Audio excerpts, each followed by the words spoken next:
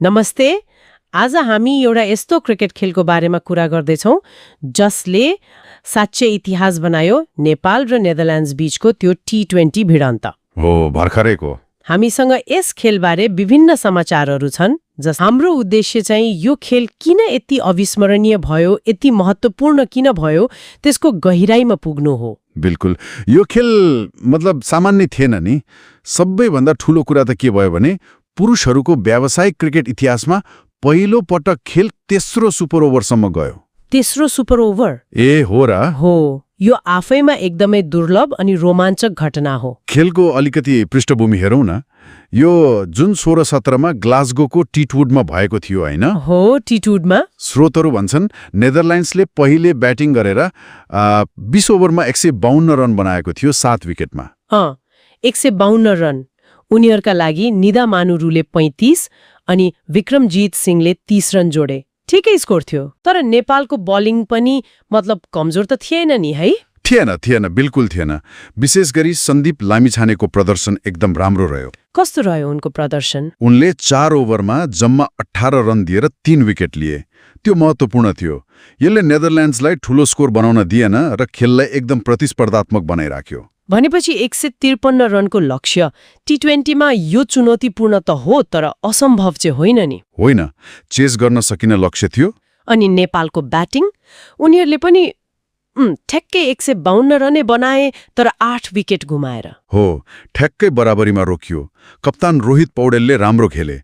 35 बलमा 48 रन बनाए। निकै सङ्घर्ष गरे उनले। उनको प्रदर्शन त्यो बेला कति महत्त्वपूर्ण थियो होला है? एकतिरबाट विकेट गइरहेको बेला। निकै महत्त्वपूर्ण। पौडेलले एक छेउबाट इनिङ सम्हाल्ने प्रयास त गरे, तर अर्कोतिर नेदरल्यान्ड्सका बलर थिए नि ड्यानियल डोरम। डोर्म हो, उनले एकदम कसिलो बोलिङ गरे। जम्मा 14 रन दिएर 3 विकेट लिए। त्यसले नेपालको रन रेटलाई अलिकति कन्ट्रोलमा राख्यो र खेल अन्तिमसम्म पुग्यो। अनि स्कोर बराबरी भयो 152मा। 152मा बराबरी। अनि यहाँबाट सुरु भयो त्यो अविश्वसनीय श्रृङ्खला होइन? हो, असली ड्रामा त यहाँबाट सुरु भयो। खेल बराबरी भएपछि आयो सुपर ओभर। एक ओभरको त्यो मिनी खेल। तर यहाँ त एउटाले पुगेन। अनि यहीँबाट खेल्ने ऐतिहासिक मोड लियो। पहिलो सुपर ओभर भयो, दुवै टोलीले 19 रन बनाए। फेरि बराबरी। 19 रन बनाएर पनि बराबरी। हो, यसले त दर्शक र खेलाडीमा तनाव एकदमै बढाएको हुनुपर्छ, किनभने सामान्यतया त एक सुपर ओभरले नै नतिजा दिन्छ। अनि दोस्रो सुपर ओभर, त्यसमा पनि कथा उस्तै। दुवै टोलीले फेरि 17 रन बनाए। 17 रन, फेरि बराबरी। साँच्चै हो, यो त मैले रेडिटको एउटा कमेन्ट हेरेकी थिएँ। त्यसमा लेखेको थियो, कस्तो अनौठो क्रिकेट खेल हो नि, एकदमै अनौठो। यो अनौठोपन नतिजाओ मात्र थिएन, यो त कस्तो भने T20 जस्तो छोटो फर्मेटमा पनि यस्तो लामो, यस्तो अप्रत्याशित नाटक हुन सक्ने रहेछ भन्ने देखियो। बिल्कुल। त्यो अनौठोपनले नै खेलको ड्रामा र अनिश्चितता देखायो। अनि आयो तेस्रो सुपर ओभर, निर्णायक सुपर ओभर। हो, जुन निर्णायक बन्यो। यहाँ चाहिँ नेदरल्यान्ड्सका बलर ज्याक लायन क्याचेट, उनी हावी भए। के गरे उनले नेपालका 2 ब्याट्सम्यानलाई खाता खोल्नै दिएनन्। 0 रनमा आउट गरे। 2 विकेट 0 रनमा सुपर ओभरमा। हो, यो त सुपर ओभरमा एकदमै दुर्लभ हो। कस्तो दबावपूर्ण स्थिति। अनि लक्ष्य त जम्मा 1 रनको भयो होला नि त? हो, जम्मा 1 रनको लक्ष्य। नेदरल्यान्ड्सका लागि माइकल लेभिट आए। उनले पहिलो बलमै छक्का हानेर खेल सजिलै जिते। पहिलो बलमै छक्का, त्यो क्षण कस्तो रह्यो होला? 2 सुपर ओभरको बराबरी पछि यस्तो अन्त्य साँच्चै नाटकीय हो। त्यो अन्तिम शटले घण्टौँसम्म चलेको त्यो बराबरी र तनावको श्रृङ्खलालाई एकैचोटि टुङ्ग्याइदियो। त्यो रेडिट प्रयोगकर्ताले भनेको जस्तै खेलको उतार चढाव साँच्चै अनौठो थियो क्या।